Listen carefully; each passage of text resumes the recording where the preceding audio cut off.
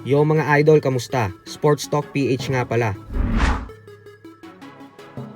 Ang pahayag ni Gibbons, pag-usapan natin yan mga idol. Ngunit bago ang lahat ay huwag kakalimutang mag-subscribe at i-click ang notification bell button for more sports talk.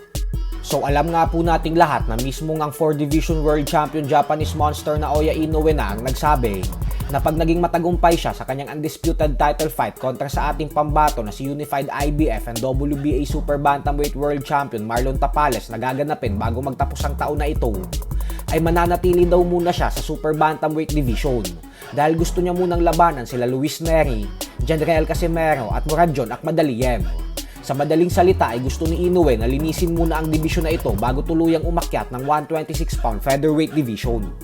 Subalit sa kasamaang palad nga po ay mukhang malabong maganap ang sagupaan sa pagitan ni Inoue at Casimero dahil mismong si Entry Promotions President Sean Gibbons na po ang nagsabi na kailangan daw maintindihan ng mga tao na siya ang business partner ng bigating promoter ni Inoue na si Mr. Akihiko Honda.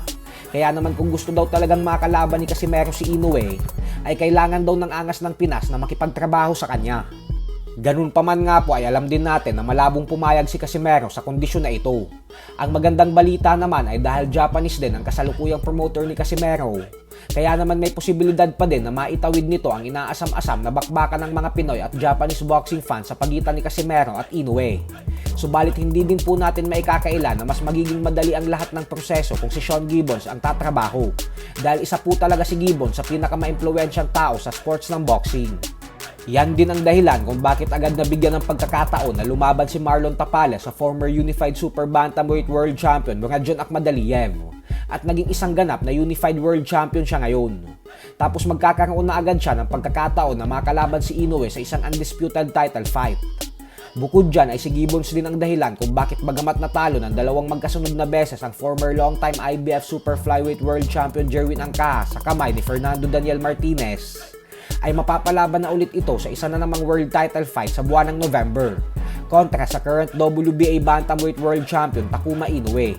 Iba talaga yung impluwensya ni Gibbons.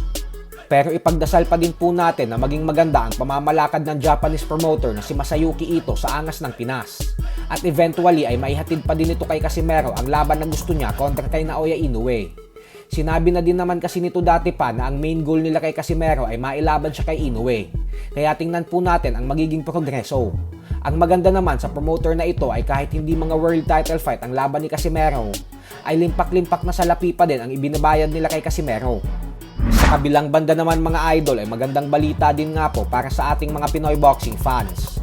Ito po ay dahil matapos talunin ng former world title challenger Vincent Astrolabio via 11th round technical knockout ang halimaw ng Thailand na si Nawapon Kaikanha, ay formal na po itong hinirang ng WBC bilang number 1 rated world rank fighter ng WBC sa 118-pound bantamweight division. Ibig sabihin po nito ay siya na talaga ang mandatory challenger para sa WBC Bantamweight World Champion Alex Santiago. Dahil dito ay kumpirmado na din po na world title fight na ang susunod na magiging laban ni Astrolabio.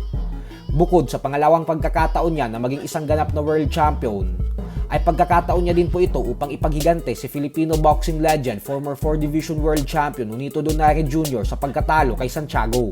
So hanggang dito na lang po muna tayo mga idol. Sports Talk PH, kakaiba ang laban ng mga Pinoy.